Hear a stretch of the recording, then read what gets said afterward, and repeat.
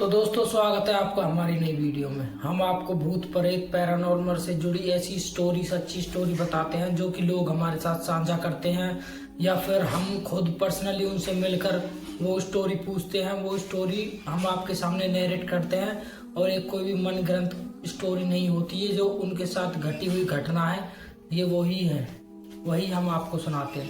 तो आज एक ऐसी स्टोरी सुनाने वाला हूँ मैं आपको, हरियाणा के एक गांव की, जो कि 2012 में घटी थी उनके साथ। तो हरियाणा के एक गांव में वहां पर एक परिवार रहा करता था, बहुत ही सुखी परिवार था। और उस परिवार में एक लड़का था जो कि कम से कम 25-26 साल का था। उसकी शादी हो चुकी थी और उसके 2 बच्चे भी थे, छोटे छोटे, 5 साल का, एक 3 साल का, लड़के या लड़की थे। और माँ बाप घर में थे। बहन उनकी एक थी, उसकी शादी कर दी थी। तो वो बहुत दिनों से जॉब की तलाश में डोल रखा था। 12वीं क्लास पढ़ा हुआ था, उससे ज़्यादा उसने पढ़ाई की नहीं थी। तो घने दिन डोलने के बाद, फिरने के बाद, उसको अपने गांव से कम 4 या 5 किलोमीटर के दूर हेर फेर में एक जॉब मिल गई थी, जो कि सुबह 10 बजे से और रात के 10 बजे तक वो जॉब थी। और 12 घंटे की जॉब थी और पैसे भी सही मिल रहे थे। तो डेली अपने जॉब जाया करता था और वापस आ जाया करता था। बाइक से वो जॉब करता था। तो घर वाले उसके बोलते थे कि रात बिरात को टाइम से आ जाया करो घर, क्योंकि रास्ता ऐसा ही है। क्योंकि कच्चा सा रास्ता था, रास्ते में थोड़ा सा जंगल वंगल वगैरह पड़ते थे। तो वहाँ जीव जानवरों का भी बहुत ज़्यादा वो था। और घर वाले बहुत ज़्यादा परेशान रहा करते कि लड़का रात के टाइम उस रास्ते से आता है। उस रास्ते के पीछे से बहुत कहानियां हैं। बहुत लोग कहते हैं कि ये हॉन्टेड भी है, यहाँ पर छलावा रहता है और यहाँ पर चुड़ैल रहती है, कोई मर गया था, कोई कैसे कैसे, ऐसी बातें होती रहती हैं वहाँ। और लोगों के साथ एक्सपीरियंस भी हुई थी। तो लोग उस रात को वहाँ से गुजरना अशुभ मानते थे। वहाँ से ज़्यादातर रात को लोग गुजरते नहीं थे उस रास्ते पर से। तो इसकी जॉब चल रही थी, ये बढ़िया अपना जॉब कर रहा था। एक दिन क्या हुआ कि इसकी जॉब, जब ये जॉब पर था तो रात के 10 से 11, साढ़े 11 बज गए थे। थोड़ा लेट हो गया था क्योंकि काम थोड़ा ज़्यादा था, बंदे कम आए हुए थे। तो इसको बोल दिया कि ओवर टाइम कर ले, ओवर टाइम को तुझको पैसा मिल जाएगा और हमारी मदद हो जाएगी, काम पूरा हो जाएगा। तो इसने कोई दिक्कत नहीं, इसने कर लिया ओवर टाइम 1-1.5 घंटे का। उसके बाद रात हो जाती है और ये अपना सामान वगैरह पैक करके और अपना घर के लिए चलता है, बाइक स्टार्ट करके। तो बाइक स्टार्ट करके जैसे ही ये चलता है तो थोड़ी सी आगे, कम से कम 100-200 मीटर आगे पहुंचने के बाद, जब वो जंगल सा आ जाता है तो वहां पर इसको एक औरत खड़ी मिलती है। तो इसने देखा यार कोई औरत है, शायद कोई बेचारी बूढ़ी, बड़ी बूढ़ी सी थी, उम्र ज्यादा थी उसकी, कम से कम होगी 65-70 के करीब। तो इसने सोचा कि इसकी मदद करी जाए, ये बेचारी बूढ़ी कहाँ रात में डोलेगी, कहाँ घूमेगी। तो उसने उसके सामने बाइक रोकी और उससे बोला, आंटी जी बोलो कहाँ जाना है। तो आंटी जी ने बोला कि मुझको सामने ही जाना है। तो उसने कहा बाइक पर बैठ जाओ। तो वो घूमकर बाइक पर आकर बैठ गई। उसके बाद आंटी जी उससे बात करने लगी, बोलने लगी कि तुमको रात को डर नहीं लगता क्या। तो उसने बोला, आंटी जी कैसा डर, जॉब करता हूँ यहाँ पर और ऐसे में क्या डर, बाइक पर आता हूँ, बाइक पर जाता हूँ, डर किस बात का। तो आंटी जी उससे बोली कि डरना तो बेटा तुमको चाहिए। तो आंटी जी डरना किससे चाहिए मुझको। तो आंटी जी बोली, तू या 2 लड़के, तू ज्यादा दिन जिंदा नहीं रहेगा अगर तू तेरा ऐसे ही चलता रहा, तो डरेगा नहीं, तो डरना तुझको चाहिए। तो वो भी सोच रहा है यार आंटी कैसी अनोखी बात कर रही हैं। और वो बात करता रहता है आंटी से। आंटी भी उसको 2-3 बात और सुनाती हैं, बताती हैं कि बेटे तेरी, मतलब तू मरने वाला है या फिर तेरी मौत जल्दी हो जाएगी, ऐसी बात। तो थोड़ा सा चिढ़ जाता है इन बातों से। तो आंटी जी बोलती है फिर रास्ते में कि मुझको यहीं रोक दो। फिर वो देखता है, मुझको यहीं उतार दो। फिर वो देखता है यार यहाँ आसपास में ना कोई घर है ना कुछ है, ये आंटी जी यहाँ उतर क्यों रही है और जा क्यों रही है, क्योंकि अभी भी जंगल है। तो वो उतर जाती है आंटी जी। तो आंटी जी उससे बोलती हैं कि बेटे मैं तुझसे बोल रही हूँ कि छलावा किसी भी भेष में तुमको मिल सकता है। और तुम उसको पहचान नहीं पाओगे। तो वो बोला आंटी जी से, आंटी जी छलावे के तो लोग बोलते हैं कि उसके पैर उल्टे होते हैं, उससे वो पता चल जाता है कि ये छलावा है। तो आंटी जी हंसकर टाल देती है और एकदम से थोड़ा सा आगे जंगल की तरफ चलती है। वो अपनी बाइक स्टार्ट करता है, इतने ही आंटी जी गायब। और वो देखने के बाद उसके होश गुम हो जाते हैं। वो बहुत तेज वहां से बाइक भगाता है। बाइक भगाते भगाते उसको सामने एक अंकल मिले जो कि आगे की तरफ पैदल जा रहे थे। उसने अंकल के पास बाइक रोकी और घबराते हुए अंकल से बोला, अंकल जी ऐसे ऐसे पीछे मुझको एक लेडीज मिली है। तो अंकल जी बोले कि कोई दिक्कत नहीं बेटे, घबरा मत, चल मैं तुम्हारे साथ चलता हूँ, बैठ के तुमको भी आगे वो होगा, और ये चीजें यहाँ पर होती रहती हैं, अकेला रात को मत जाया करो। तो अंकल जी उसके साथ बाइक पर बैठ जाते हैं और उसके साथ चलने लगते हैं। अंकल जी बोलते हैं मुझको आगे उतार देना। तो अंकल जी बोले उससे कि उस आंटी जी ने तुझसे क्या क्या कहा। तो इसने बता दिया अंकल जी को कि जो आंटी जी ने इससे कहा था। इस लड़के का नाम विक्रम था। तो विक्रम ने सब कुछ अंकल को बता दिया। तो अंकल मुस्कुराए पहले, तो फिर बोलने लगे, बेटा वो जो कह रही थी वो सच कह रही थी, तुम्हारी 1-2 दिन में मृत्यु हो जाएगी। तो वो लड़का सोचने लगा, यार अंकल आप भी ऐसे ही बोलने लगो उस औरत की जुबान, और मैं तो आपको अच्छा समझ रहा था ये और वो। इतने में ही जो अंकल भी बोलते हैं रास्ते में, इतना कहने के बाद कि मुझको यहीं रोक उतार दे। तो उसके बाद वो देखता है कि यार अंकल जी भी ऐसे ही कह रहे हैं, ये भी ऐसे उतरने कह रहे हैं। तो अंकल जी उतर जाते हैं और अंकल जी से बोलता है कि अंकल जी, तो अंकल जी बोलते हैं उनसे कि सो औरत ने क्या कहा था। नो कह तू उसको पहचान लेगा छलावे को। इसने बोला कि नहीं अंकल जी, मैंने तो वैसे आंटी जी से ये कहा था कि छलावे के पैर उल्टे होते हैं। तो अंकल जी बोलते हैं कि देख मेरे पैरों को। और जब वो अंकल जी के पैरों को देखता है, उसके पैरों तले जमीन खिसक जाती है, वो उल्टे होते हैं पैर। उसके बाद वो समझ जाता है जो भी कुछ हो रहा है मेरे साथ छलावा हो रहा है। उसके बाद वो अपनी बाइक स्टार्ट करता है, फुल तेजी से अपने जो है गांव की तरफ भागता है। और 5 या 10 मिनट में उसने घर अपने बाइक लगा दी थी। उसके बाद वो भागा भागा अंदर की तरफ जाता है, बाइक बाहर ही खड़ी कर देता है। और अंदर से घर वाले घबरा जाते हैं, बोलते हैं कि बेटे हाँ क्या हुआ क्या क्यों घबराया हुआ है और ऐसा डराया हुआ क्यों है, और तू आज लेट क्यों हो गया। ऐसे 2-4 सवाल पूछते हैं घर वाले। तो वो कहता है कि पानी पानी। तो पहले तो पानी ला देते, वो पानी पीता, फिर बैठता। फिर उसकी माँ बोलती है कि बेटे सही सही बता कि तेरे साथ कुछ हुआ है, किसी ने तुझको मारने की कोशिश की है या फिर कोई तेरे पीछे लगा है या किसी से तुमने झगड़ा किया है, मुझको बता। तो वो अपनी माँ को सारी बात बता देता है कि मुझको पहले तो ऐसे ऐसे एक आंटी मिली और फिर उसके बाद जो है एक अंकल मिले और वो मुझसे बोल रहे थे कि तू एक उसमें हफ्ते में मर जाएगा।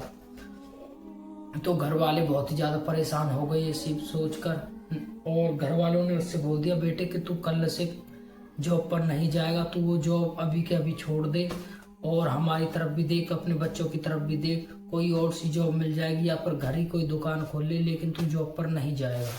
तो ऐसा ही होता है, वो अगले दिन से जॉब पर जाना बंद कर देता है और छोटा मोटा काम घर ही करना चालू कर देता है। लेकिन फिर आता है कहानी में एक ट्विस्ट। 3-4 दिन उसकी तबीयत खराब होना चालू हो जाती है। उसको वो औरत और वो आदमी अपने आसपास दिखने चालू हो जाते हैं और वो कभी घबरा कर उठता, कभी चिल्लाने लगता, कभी चीखें मारने लगता। घर वाले भी उससे बहुत ज़्यादा हैरान हो गए कि लड़के को हुआ क्या है। लेकिन उसकी माँ समझ गई थी कि इसके ऊपर वो छलावे हैं जो इसको दिखे हैं, वो इसके पीछे पड़ गए हैं। तो उसकी माँ ने जो है इसकी इलाज करने के लिए गुरुजी पर इसको लेकर गई, मंदिर पे लेकर गई, कई जगह इसको लेकर गई, लेकिन कोई भी अच्छा और बढ़िया तांत्रिक नहीं मिलने के कारण इस लड़के की 1 हफ्ते के अंदर अंदर मौत हो गई। और वो इनके माँ बाप का इकलौता बेटा था, उसके 2 बच्चे थे। तो माँ बाप का रो रो कर बुरा हाल था और घर वाले सब बहुत ही ज़्यादा हैरान थे कि जवान लड़का चला गया और ये हो गया वो हो गया।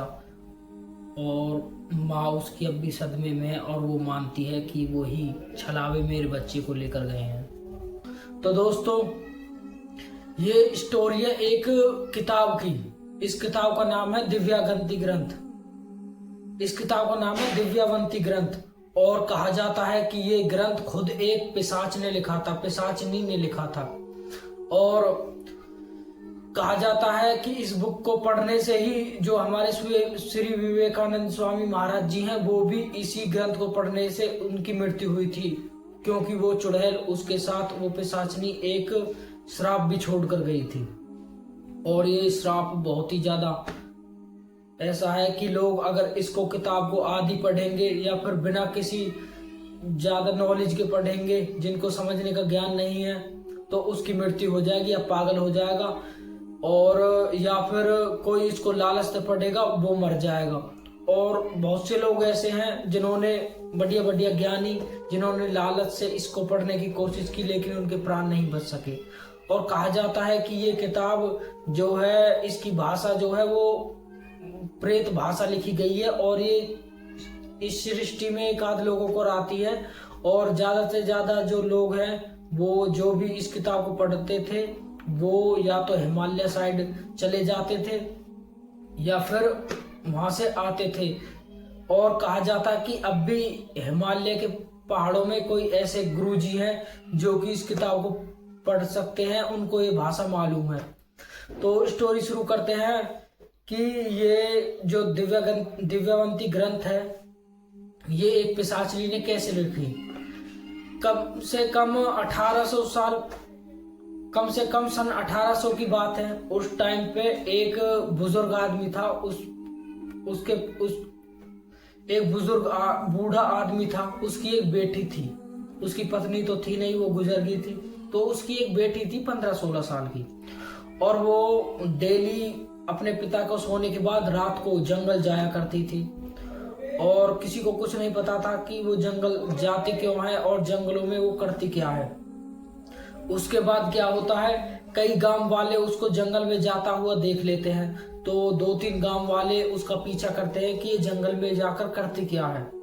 तो गांव वालों ने जब उसका पीछा किया, उन्होंने देखा कि वो एक बरगद के पेड़ के नीचे बैठकर सामने आग जलाकर और वहां पर कुछ जो कंकाल वगैरह है वो रखकर कुछ ध्यान पूजा, मतलब कि कुछ गलत साधना कर रही है किसी चीज की। तो गांव वाले बहुत ही ज्यादा हैरान हो जाते हैं, और वो फिर दूसरे दिन आकर गांव में पूरे में ये बात फैला देते हैं। उसके बाद उस बूढ़े आदमी के घर गांव वाले आते हैं और उनसे बताते हैं, उनसे कहते हैं कि तुम्हारी लड़की रात को जो है काला जादू करती है और तुम यहाँ से गांव से निकल जाओ। उसके बाद उस बूढ़े आदमी को और उसकी बेटी को, दोनों को गांव से निकाल दिया जाता है। तो उसी जंगल में ही एक अपना झोपड़ी बनाकर रहने लगते हैं। लेकिन वो लड़की फिर भी डेली रात को अपने पिता के सोने के बाद जंगल जाती थी और वहां पर जो है वो प्रक्रिया करती थी। उसके बाद क्या होता है, एक वहां से एक रात को व्यापारी गुजर रहा था, और व्यापारी ने उसको देखा पूजा पाठ करते हुए, तो उसने उसको प्रपोज कर दिया, मतलब उससे शादी करने चाहिए, और उसको बहुत ही ज्यादा खूबसूरत लगी, तो उसने शादी का प्रस्ताव रखा उसके सामने। तो उस लड़की का नाम था दिव्यावंती। तो दिव्यावंती उसकी बात मान गई और उसके सामने शर्त रखी कि मैं रात को डेली यहाँ पूजा करने आऊंगी और तुम मुझको टोकोगे नहीं। 2-3 शर्त उसने रखी, और ना ही पूछोगे मैं करके आई हूँ। तो उस व्यापारी ने भी एक शर्त रखी। उस व्यापारी ने उससे शर्त रखी कि जो भी तुम कर रही हो वो सब तुम एक किताब में रख देना, एक किताब में लिखना कि इस जो भी तुम कर रही हो, जो भी प्रक्रिया कर रही हो, वो सब चीज किताब में लिख देना। तो वो भी मान गई किताब में लिखने के लिए। तो वो जो भी कुछ वहां पर करती थी वो किताब में लिख देती थी। उसके बाद क्या होता है, गांव वालों को फिर पता लगा कि वो लड़की अब भी वही कार्य कर रही है, वो अब भी काला जादू करती है। तो गांव वाले दोबारा जंगल पहुंचे और उन्होंने सोचा कि इनको खदेड़ कर इस एरिया से ही बाहर भगा दिया जाए या फिर इनको मार दिया जाए।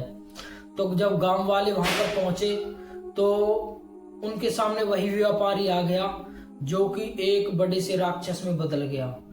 तो दिव्यवंती समझ चुकी थी ये कोई व्यापारी नहीं है, ये एक पिशाच है, दूसरा नर पिशाच जो कि मुझसे विद्या लेना चाहता है, जो मेरी किताब को हासिल करना चाहता है। लेकिन दिव्यावंती इतना ही कुछ करती, वो उस किताब को लेकर भाग चुका था और दिव्यावंती उसका पीछा करती। जैसे ही गांव वालों ने दिव्यावंती को घेर लिया और उसके बाद दिव्यावंती ने श्राप दिया कि जो भी इस किताब को पूरा पढ़ेगा या तो वो पागल हो जाएगा या फिर मारा जाएगा, या अधूरा पढ़ेगा वो मारा जाएगा। और उसकी भाषा जानबूझकर दिव्यावंती ने ऐसी रखी, प्रेत पिशाच भाषा, जो कि नॉर्मल लोग नहीं जानते। और दिव्यावंती जानती थी कि मेरी इस शक्ति का गलत प्रयोग होगा, इस कारण उसने श्राप दी। तो लोग बताते हैं कि इस किताब में जानवरों से, पक्षियों से, हर किसी से बात करने की विधि लिखी गई थी। और ज्यादा लोग ये भी कहते हैं कि इससे जो स्वामी विवेकानंद जी हैं, उन्होंने इस किताब को पढ़ना चाहा और किताब पूरी करने से पहले ही उनकी मृत्यु हो गई। तो बहुत सी इन पर कथाएं, किताबें हैं, लेकिन सरकार ने, इंडिया सरकार ने इस किताब पर बैन लगाया हुआ है और एक म्यूजियम में रखी गई है, जो सरकारी म्यूजियम है। और ऑनलाइन आपको इसकी जो है स्टोरी मिल जाएंगी, कैसे किताब काम करती थी, कैसे नहीं करती थी। लेकिन इसकी जो किताब में लिखा क्या है, ये चीज आपको नहीं पता कर सकते।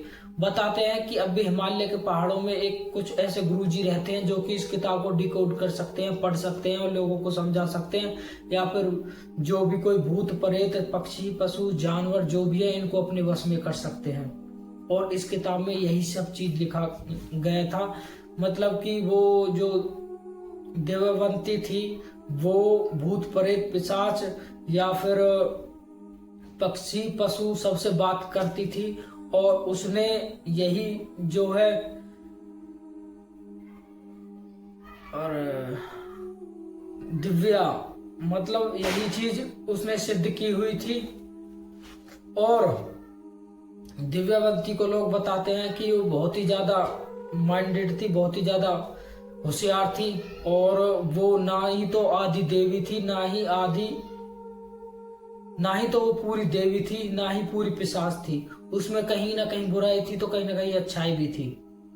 और लोग बताते हैं कि अब भी लोग अगर वो किताब पढ़ेंगे तो दिव्यावंती खुद आकर उसको नष्ट कर देगी, उस आदमी को। और इस किताब के साथ यह बहुत दिनों से, मतलब कई सौ सालों से इसके साथ श्राप भी चलता आ रहा है। तो दोस्तों आज मैं आपको एक ऐसी ही किसी के साथ घटी एक स्टोरी सुनाने वाला हूँ, जो कि हमारे ही गांव में घटी थी।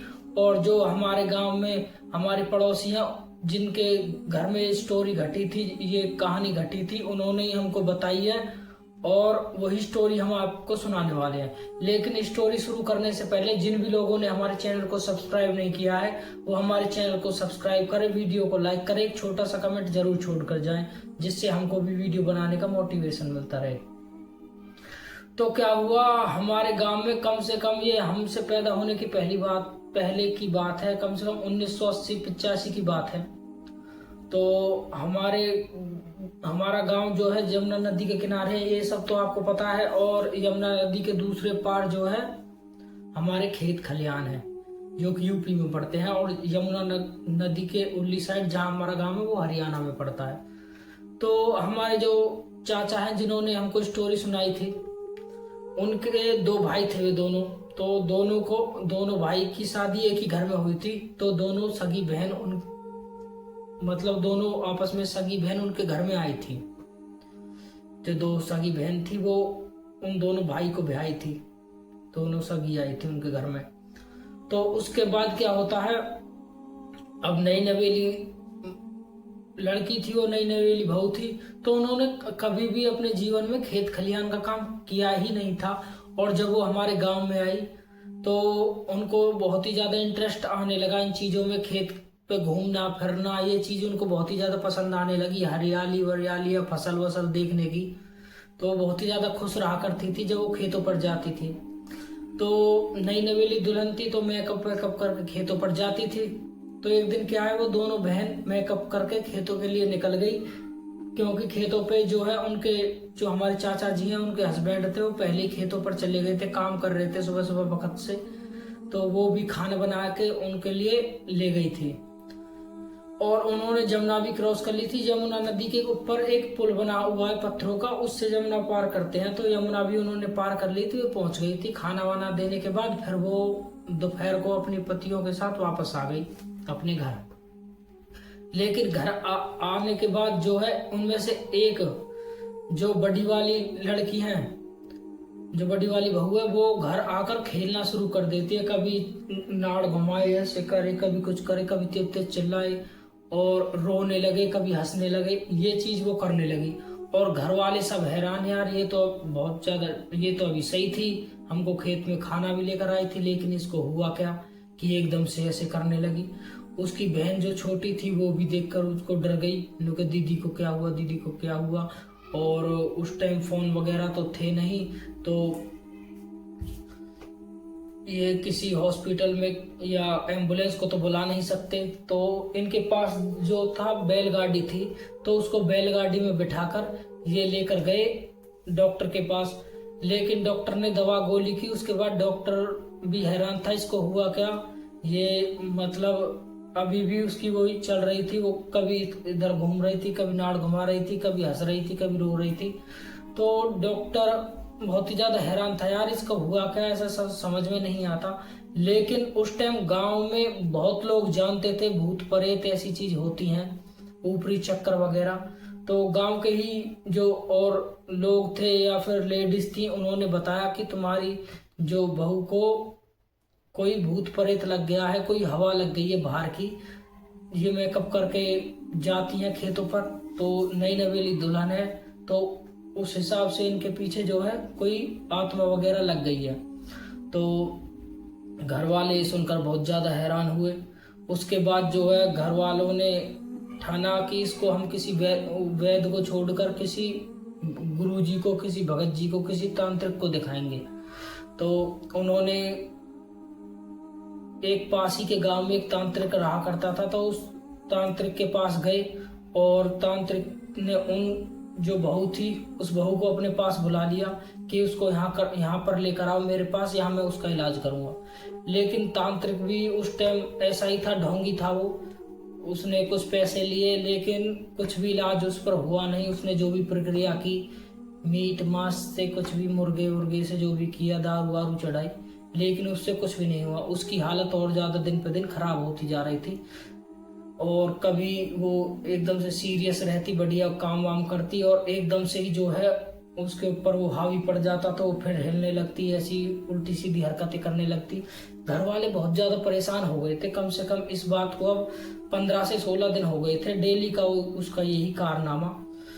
लेकिन घर वाले भी क्या करते कि कोई और गुरुजी की तलाश में थे, कोई और तांत्रिक मिल जाए बढ़िया सा, लेकिन तांत्रिक मिल ही नहीं रहा था। तो एक दिन क्या हुआ कि वो घर में सो रहे थे, तो सोते सोते रात के कम से कम 1-2 बजे जब वो अपने बिस्तर से खड़ी हुई और अपने जो हस्बैंड है उसकी गला दबाने लगी। और उसके बाद जो है हस्बैंड की एकदम से आँख खुली और हस्बैंड ने उसको ऊपर से हटाने की कोशिश की है चाचा ने, लेकिन वो ऊपर से हटी नहीं। उसमें ऐसे लग रहा था जन कोई और इसके साथ शक्ति लगा रही है, ताकत लगा रही है, इसके बस की तो है नहीं, लेकिन कोई और ज्यादा ताकत लगा रही है। तो वो छूट नहीं रही थी अंकल से। तो अंकल भी उस टाइम गला घोट रहा था और सांस नहीं आ रही थी, तो उन्होंने एकदम झटके से जो है वहां से उसको एक साइड गिरा दिया और वो गिर गई। उसके बाद जो है अंकल खड़े हुए और बाहर की तरफ भागे और घर वाले सब जाग गए। घर वालों को सबको आवाज लगाकर जगाया और फिर बताया कि इसने मेरा गला दबा दिया। और जब घर वाले उसके पास गए तो देखने लगे कि वो एक कोने में बैठी है और ऐसे ही अपनी गर्दन घुमा रही है। तो घर वाले बहुत ज्यादा परेशान हुए, क्योंकि अब इसको तो कोई इलाज करना पड़ेगा, नहीं तो ये किसी की जान भी ले सकती है, कुछ भी हो सकता है, हार्म कर सकती है किसी को, जैसे आज तुम पर हमला किया, किसी और दिन भी कर सकती है, किसी धारदार हथियार से भी कर सकती है। तो इन्होंने क्या किया कि इनके घर के बगल में एक जानी मानी बढ़िया लेडीज रहा करती थी, वो इन्हीं चीजों में रहती थी, ज्यादातर पूजा पाठ वगैरह ऐसी चीजों में। तो उसने इनको बताया कि तुमको क्या, राजस्थान में बालाजी है, मेहंदीपुर बालाजी, तुमको वहां जाना चाहिए इसको लेकर, और वहां इन चीजों का बहुत बढ़िया इलाज होता है। उसके बाद ये सुबह दूसरे दिन एक गाड़ी का अरेंजमेंट करते हैं। अरेंजमेंट करने के बाद ये गाड़ी में उसको बिठाते हैं और घर से निकल जाते हैं बालाजी के लिए। अभी ये 10 से 15 किलोमीटर गए ही थे, उसके बाद जो उस लेडीज पर जो भी कुछ आत्मा वगैरह आ रही थी, उसने इनको बोला कि तुम मुझको मेहंदीपुर बालाजी ले जा रहे हो ना, कोई बात नहीं, ले जाओ, मैं दूसरी पर आ जाऊंगी। थोड़ी देर बाद वो लड़की बेहोश, और घर से जो है पता चला कि इसकी एसटीडी से कॉल किया उनके पास कि जो दूसरी बहू है उसके ऊपर अब वो आ गया है। तो घर वाले बड़े हैरान, यार कभी इस पे आ जाता, कभी इस पे, कभी ये खेलने लगते, कभी वो, अब तो वो छोटी वाली भी तंग करेगी। तो इन्होंने अपनी गाड़ी वापस मोड़ी और दोनों को बैठाया, और दोनों को बैठाने के बाद ये ले गए बालाजी। बालाजी पहुंचने के बाद जैसे ही इन्होंने दरवाजा खोला, और दरवाजा खोलते ही दोनों एकदम से भागी, बहुत तेज गाड़ी में से निकल के, और ये उसके पीछे पीछे भाग रहे हैं उनको पकड़ने के लिए, लेकिन वो इनके हाथ ही नहीं आ रही हैं। ये 2 से 3 जने थे, इनके वो हाथ ही नहीं आई। ये खूब भागे इनके पीछे, दोनों बहनों के पीछे, लेकिन ये उनके हाथ नहीं आई। उसके बाद ये सीधा मंदिर के सामने आकर बैठ गई। मेहंदीपुर बालाजी जो हनुमान जी का मंदिर है उसके सामने आकर बैठ गई, और वहां जोर जोर से झूमने लगी। तो इन्होंने जैसे इनके हाथ लगाने की कोशिश करी, तो वहां जो बाबा जी होते हैं, जो इनकी जो भूत प्रेत उतारते हैं, उन्होंने इनकी तरफ हाथ किया और उनको रोक दिया कि रुको, इनका हाथ मत लगाओ। ये बाबा जी ने खुद बुलाई है, यहाँ आके ढोक लगाएंगी, इनका इलाज चलेगा और ये ठीक हो जाएंगी, अलग रहो इनसे, हाथ नहीं लगाना इनको। तो उन्होंने ऐसे किया, उन्होंने अलग हो गए वे, और उन्होंने उनको हाथ नहीं लगाया। तो थोड़ी देर तक तो वो खेलती रही। फिर जैसे ही भीतर से पूजा आरती हुई, दरवाजे खोल दिए गए मंदिर का, जैसे ही हनुमान जी की तस्वीर दिखने लगी, तो वो तेज तेज रोने लगी। सारे के सारे वहाँ कम से कम 50-100 और भी थे, लड़के भी थे, कुछ लेडीज भी थी, वो झूम रहे थे। उनके ऊपर भी ऐसी प्रक्रिया हो रही थी, भूत प्रेत आ रहे थे। तो गुरुजी ने गंगा जल फेंका इनके पीछे, और गंगा जल से ऐसे करने लगे जैसे कि इनका शरीर जलने लगा हो, एकदम से फूकने लगा हो। उसके बाद जो है इन्होंने हनुमान मंदिर पे चोला चढ़ाया बालाजी मंदिर पर, और परिक्रमा देकर जैसे आए तो इन्होंने देखा कि वो चुप बैठी हुई है, शांत, और नीचे मुंह कर रखा उन्होंने। तो उन्होंने गुरुजी से पूछा, जो वहाँ के अनुयायी हैं, तो उन्होंने बताया अभी ये शांत है, थोड़ी देर रुक जाओ, इनका इलाज चलेगा और ये ठीक हो जाएंगी। तो आप इनको सुबह लेकर चले जाना, यहाँ से आप बेच सकते, रूम वगैरह लेकर यहाँ रह सकते हो।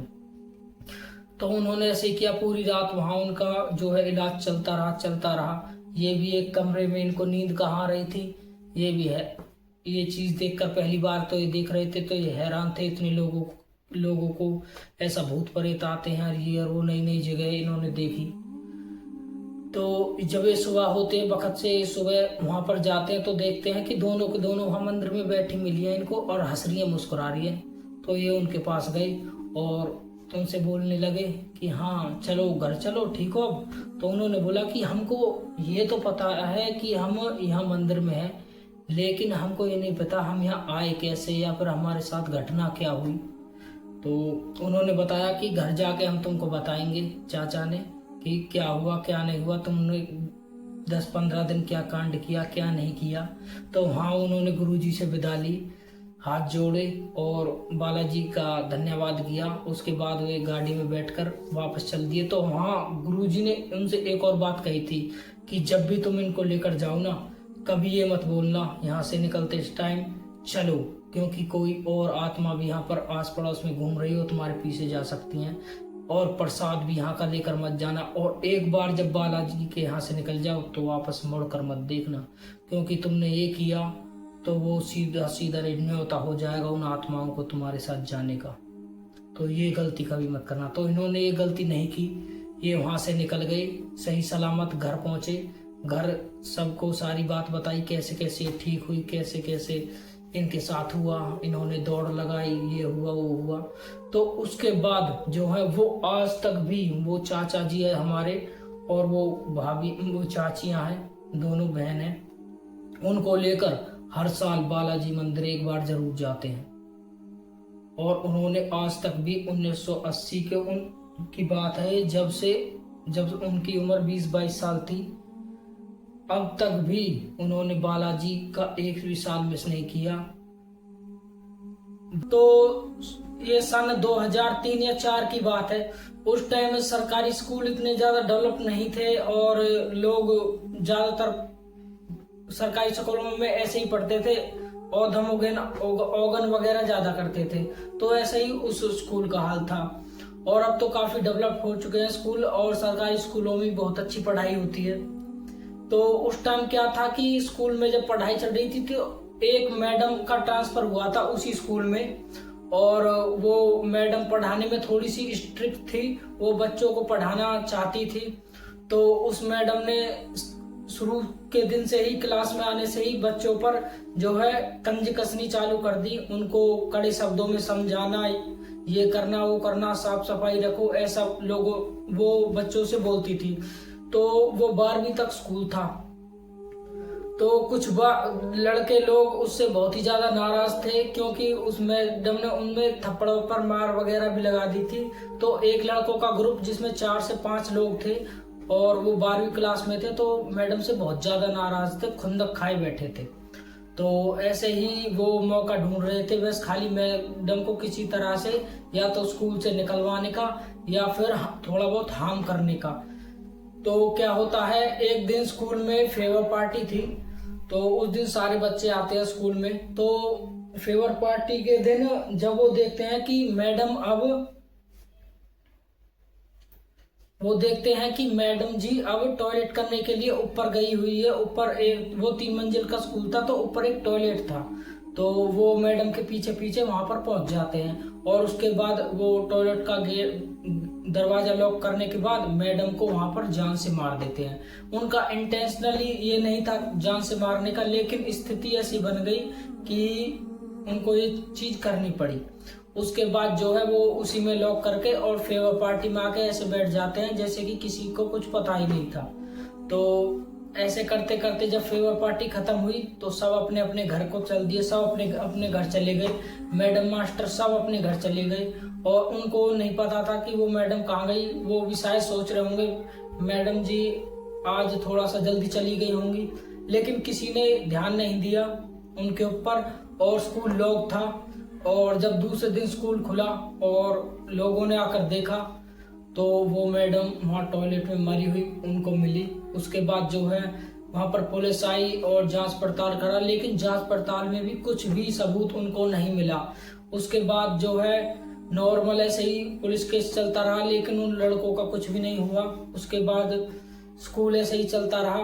तो धीरे धीरे चलते चलते ये हुआ कि उस स्कूल में अब अजीब अजीब घटनाएं होना चालू हो जाती हैं, जैसे कि किसी को चक्कर आ जाना, किसी को वहां पर जो है 2-3 लोगों का और मौत हो गई थी जो दूसरी मंजिल से कूद गए थे, और वो दूसरी मंजिल पे ही ये चीज सबके साथ होती थी।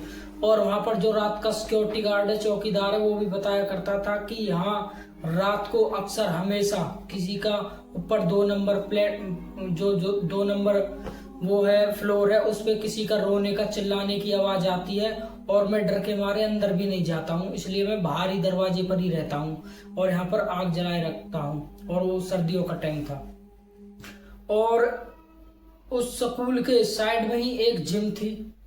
तो जिम में भी कुछ लोग जो रात को जिम करने के लिए आया करते थे देर रात तक। तो वहां भी उन लोगों ने भी बताया कि इस स्कूल में जो दूसरा फ्लोर है, 2nd फ्लोर, उसमें कुछ ना कुछ गड़बड़ है, उसमें पैरानॉर्मल एक्टिविटी शायद होती रहती है, क्योंकि वहां पर रात को लाइट जुड़ जाती है अपने आप और उसके बाद कोई ना कोई इधर से इधर टहलता हमको शीशे से दिखता है क्लियर कट। और ये कई और लोगों ने इसका प्रूफ बताया, अपनी ओर से कहानियां बताई अलग अलग, लेकिन जो भी बच्चों के साथ अब वहां पर हो रहा था वो बहुत ही ज्यादा बुरा हो रहा था। अब क्या हुआ, ऐसे चलते चलते 3 साल गुजर गए। 3 साल के बाद जो उस स्कूल में प्रिंसिपल है उसके सपने में वो मैडम आती हैं और 2 या 3 दिन तक वो मैडम लगातार उसके सपने में आती है और बताती हैं कि तुम्हारे स्कूल में से ही लोगों ने मेरा मर्डर किया है, या तो उन लोगों को मेरे हवाले कर दो या फिर मैं ये स्कूल कतई बंद करवा दूंगी, ठप करवा दूंगी। उसके बाद प्रिंसिपल ने एक जो है वहां पर एक प्लान किया।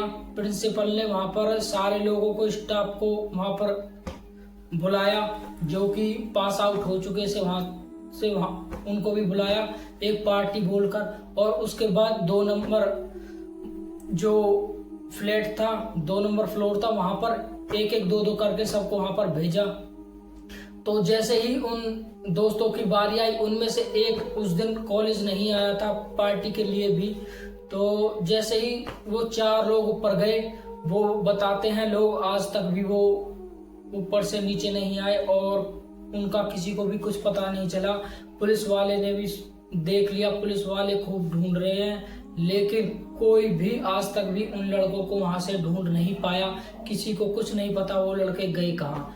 और उसके बाद जो है, उस कॉलेज में जो लड़का नहीं आया था, उस लड़के ने अपनी जान बचाने के लिए, कि शायद मेरे साथ भी ऐसा हो सकता है, वो आत्मा मुझको भी नहीं छोड़ेगी, मुझको भी मार देगी, तो उसने अपना जुर्म कबूल कर लिया और उसने बता दिया कि जो भी कुछ हो रहा है हमारे कारण हो रहा है।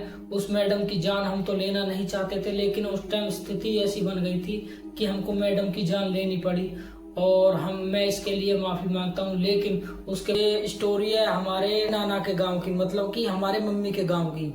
तो अगर किसी ने हमारे चैनल को सब्सक्राइब नहीं किया तो हमारे चैनल को सब्सक्राइब करें और एक छोटा सा कमेंट जरूर छोड़कर जाए, जिससे हमको मोटिवेशन मिलता रहेगा। और वीडियो की स्टोरी टेलिंग भी हम अच्छी करने की कोशिश करेंगे, जैसे जैसे आप लाइक शेयर सब्सक्राइब करते रहोगे। तो दोस्तों चलिए शुरू करते हैं।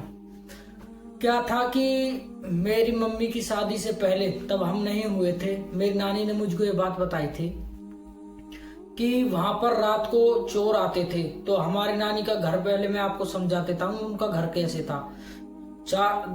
और ऐसे उनका घर था, जैसे घर के अंदर एंटर करे गांव से, और फिर वहां पर जो है बहुत बड़ा हॉल था, उसके बाद गैलरी आती थी, गैलरी के बाद पूरा खुला हुआ, बीच में एक नीम का पेड़ था, और 3 तरफ से घर लॉक था, बस एक तरफ से और ऑन था घर, जहां से कि एक बाउंड्री थी 7-8 फीट की, और उसके पीछे बहुत ही बड़ा तालाब था, और तालाब के आसपास एक भी रोशनी नहीं, कुछ भी रोशनी नहीं रहती थी। तालाब में पानी वानी वगैरह हुआ करता था। तो चोर बेसिकली तालाब से ही आते थे, वहां पर एंटर करते थे। और चोर भी ऐसे वैसे नहीं कि चोरी करने आए, लिटरली मारने आते थे। चोरी तो बहुत ही कम करते थे, और गांव में कई लोगों को उन्होंने मार भी दिया था, काट दिया था। तो ये स्टोरी ऐसी होने वाली है, एक हॉन्टेड स्टोरी है। तो हमारे जो नानी नाना मामा मम्मी वगैरह जितने भी थे, मम्मी यार छोटी थी, ये सब छत पर ही सोया करते थे, और गर्मियों का टाइम था तो मच्छरदानी वगैरह लगाकर ये छत पर ही सोया करते थे। तो इनको जो है रात के 11 साढ़े 11 बजे मेरी मम्मी की उस टाइम आँख खुल रही थी, और वहां पर एक जामुन का पेड़ भी था तालाब की साइड। तो जामुन के पेड़ के वहां पर आवाज आती है छन छन करने की। तो मेरी मम्मी थोड़ी डर जाती है, क्योंकि वो छोटी होती है।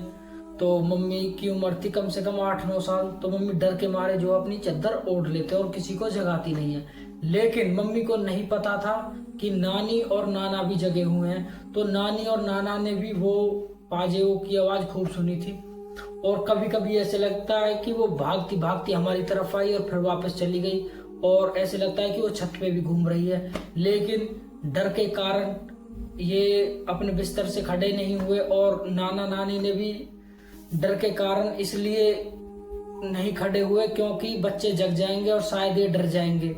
लेकिन नाना नानी को आभास हो गया था कि ये चीज है क्या, और चोरों का डर बहुत ज्यादा था। तो क्या होता है, पूरी रात ऐसे ही छन छन की आवाज आती रही।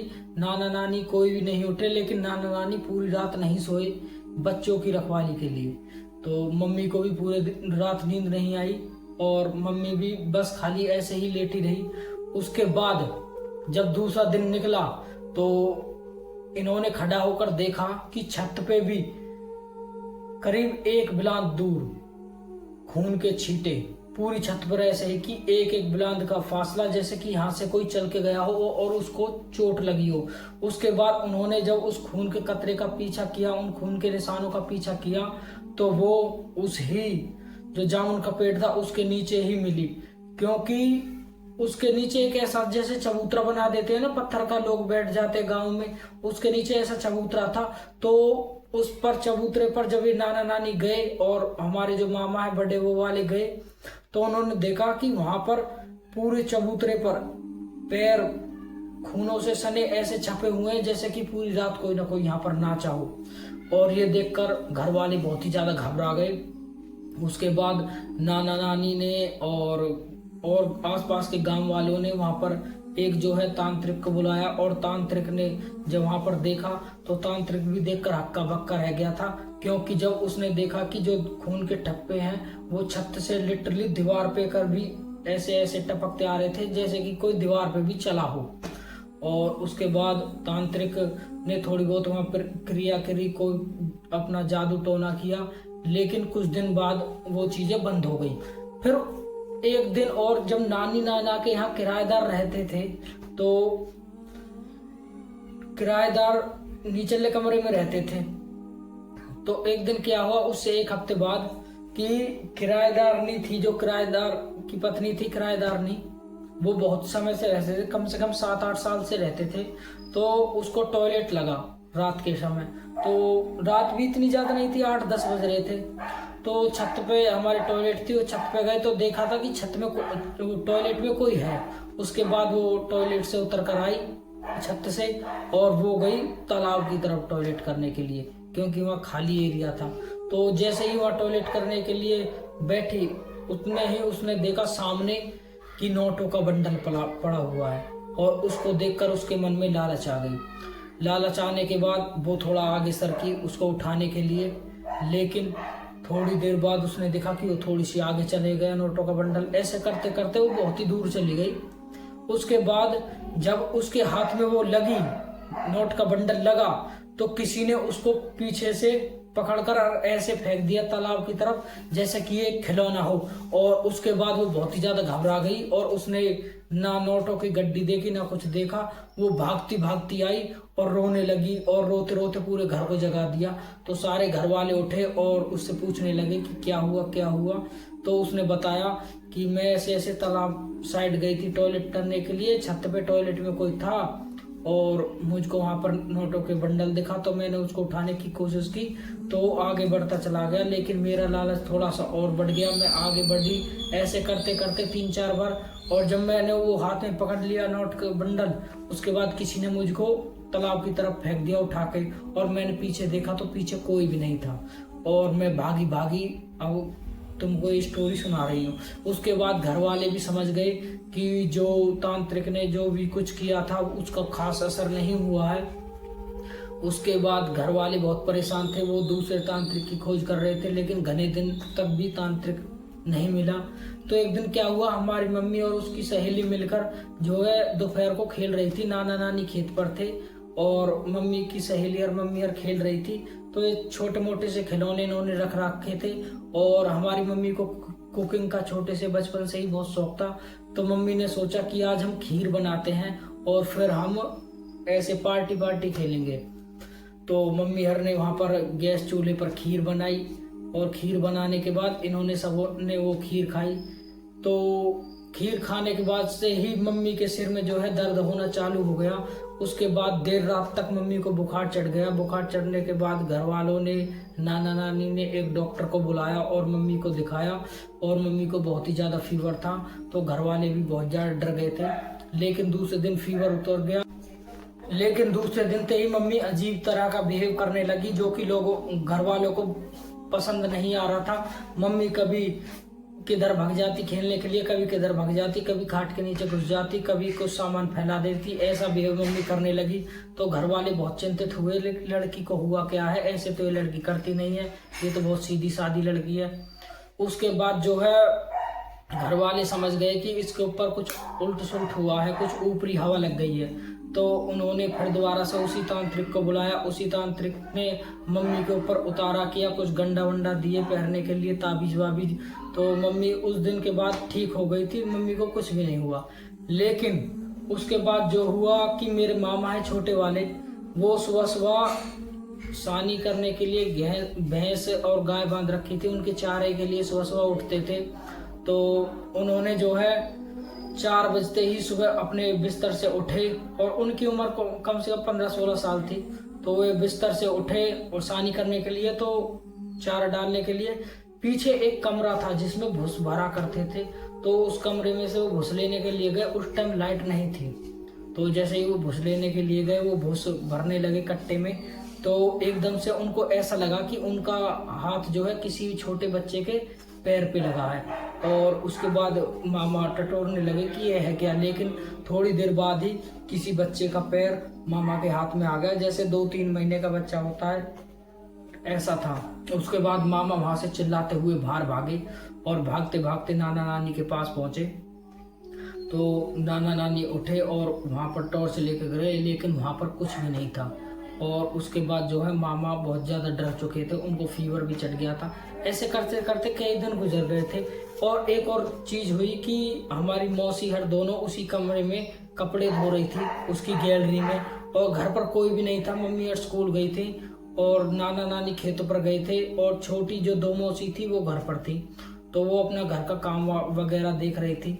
उसके बाद जो है कपड़ा जब धो रही थी तो उनके पीछे ही वो दरवाजा था भूस वाला। तो जैसे ही वो कपड़ा धो रही थी दोपहर के 2-2:30 बजे, इतने में ही पीछे से ऐसे लगता है कि किसी ने गेट को खड़खड़ाया 2 बार। कोई उसके कमरे के अंदर है भूस वाले के। और उसके बाद उन्होंने कमरे की तरफ देखा, लेकिन दरवाजा शांत था। उसके बाद वो दोबारा अपने काम में लग गई, दोबारा अपना काम करने लगी। लेकिन फिर दोबारा से तेज तेज किसी ने दरवाजे को हिलाने की कोशिश की। तेज तेज दरवाजे को कोई ना कोई हिला रहा था। उसके बाद वो दोनों वहां से भागी गई बाहर की तरफ, और जो छोटे नाना है उनके घर पहुंची और छोटे नाना को सारी चीज़ उन्होंने बता दी। तो छोटे नाना वहां से डंडा वंडा लेकर अपने साथ 1-2 लोग और लेकर आए और उनसे बोलने लगे कि क्या हुआ तुम्हारे साथ। उन्होंने बताया कि ये कमरा है, इसमें से ऐसे लगता है कोई अंदर है और दरवाजा बहुत तेज बजा रहा है। तो छोटे नाना ने जब दरवाजा देखा तो दरवाजा बाहर से लॉक था। उन्होंने दरवाजा खोला और अंदर गए तो अंदर कुछ भी नहीं था, बंद, बस खाली भूस पड़ा हुआ था। उसके बाद जो है मौसी वगैरह बहुत डर गए थे। तो ये जब तक नाना नानी खेतों से वापस नहीं आए तब तक ये छोटे नाना के घर ही रहे। और उसके बाद कई चीजें और हुई, लेकिन नाना समझ गए थे कि बच्चों के ऊपर बहुत ही गहरा असर पड़ेगा इन चीजों का। तो नाना ने घर का उपचार करने का प्लान बना लिया। उसके बाद एक तांत्रिक जो कि दूसरे स्टेट से थे वो वहां पर बुलाए गए, और फिर उसके बाद उस तांत्रिक ने वहां पर 7 दिन प्रक्रिया की और पूरे घर को कीला करने के बाद पूरे घर में गंगा जल छिड़का और वहां पर पूजा पाठ की। उससे सारी चीज नॉर्मल हुई। अब भी बहुत कुछ चीज ऐसी हैं जो कि वहां पर हो जाती हैं, लेकिन वो पूरी तरह से तो गई नहीं है। लेकिन एक चीज और हुई थी कि एक रिश्तेदार थे, हमारे फूफा थे, हमारे मम्मी के फूफा थे, वो वहां पर आए थे बुआ को लेकर, फूफा जी। तो वो बैठक में सो गए थे और घर वालों ने मना किया था कि इस बैठक में मत सो, इसमें उल्टी सीधी चीज होती है। लेकिन वो थोड़े गांव देहात राजस्थान के थे, तो उन्होंने कहा कि ऐसे हमारे वहाँ तो बहुत ज़्यादा होते रहते हैं, तो ऐसा कोई दिक्कत नहीं है। लेकिन उन्होंने किसी की नहीं मानी, वो उसी कमरे में सो गए। तो रात के टाइम किसी ने उनको इतना पीटा, इतना मारा कि रात को चिल्लाने लगे, रोने लगे। और जैसे घर वालों ने दरवाजा खोला तो रोते रोते घर के बाहर आए और उन्होंने घर वालों को दिखाया कि उनके शरीर पर पूरे पर निशान पड़ा हुआ है। उन्होंने बताया कि कोई मेरे सपने में आया और मेरे पास खड़ा था और मुझसे बहस करने लगा। तो मैंने उनको धमकाया, लेकिन वो वहां से नहीं गया और उसने मुझको मारना चालू कर दिया। और मेरी आंखें भी खुल गई थी। मैंने सामने एक आदमी को खड़ा देखा जो कि डंडा लेकर खड़ा है, और उसने मुझ में बहुत मार लगाई और मेरे शरीर पर निशान भी पड़े हुए हैं। तो ये चीज होती रही। और उसके बाद जो है नाना नानी बहुत ज़्यादा परेशान थे कि बच्चों के साथ भी ऐसा ना हो जाए। तो घर वाले इस चीज़ से छुटकारा पाना चाहते थे। तो तब वो हवन प्रक्रिया जो भी कुछ चीज़ हुई, उसके बाद वहाँ पर जो है शांति हुई। अब भी छोटी मोटी चीज़ें हो जाती हैं। और उसके बाद जो है एक चीज़ और हुई कि छत पर हमारे छोटे नाना सोए हुए थे, और छोटे नाना के पास एक आदमी आया जो कि मर चुका था गांव से ही।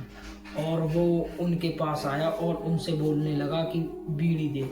तो नाना समझ गए थे कि ये तो मर चुका है और इसको मरे काफ़ी दिन हो गए हैं। तो नाना ने उसको धमका कर भगाना चाहा और उसको कई बार बोला कि तू यहाँ से चला जा, नहीं तो मैं तुझको मारूंगा। लेकिन वो उल्टा ही नाना जी को मारने के लिए उसकी खाट पर चढ़ गया। और उसके बाद जो है नाना जी बहुत ज्यादा डर गए। तो डरते डरते नाना जी ने क्या किया, वहां से चप्पल उठा के मारी। और जैसे उसको चप्पल उठा के मारी, वो छत से 2 मंजिल से कूद कर और वहां से चला गया। उसके बाद छोटे नाना भी अपने कपड़े वगैरह लेकर नीचे आए और फिर वे भी नीचे सो गए। और उन्होंने सुबह पूरे सब घर वालों को बताया कि मेरे साथ ऐसा ऐसा हुआ। तो बड़े नाना ने, हमारे नाना ने उनसे कह दिया कि तुम छत पर मत सोया करो, छत पर ऐसी चीजें होती रहती हैं। तो दोस्तों आज तक भी ये चीज रुकी नहीं है, एक आध दो चीज तो होती रहती है, कभी किसी के साथ कभी किसी के साथ। लेकिन उनको इन चीज की अब आदत सी हो गई है, कोई चीजें उनको हार्म नहीं करती, तो ऐसी चीज चलती रहती हैं। तो दोस्तों ये स्टोरी हमारी नानी ने हमको बताई थी और हमने आपके सामने नरेट करी। अगर ऐसी अच्छी अच्छी स्टोरी और आप सुनना चाहते तो हमारे चैनल को लाइक शेयर सब्सक्राइब जरूर करें। हम आपके लिए ऐसी स्टोरी लाते रहेंगे। हम मिलते हैं आपको अगली वीडियो में।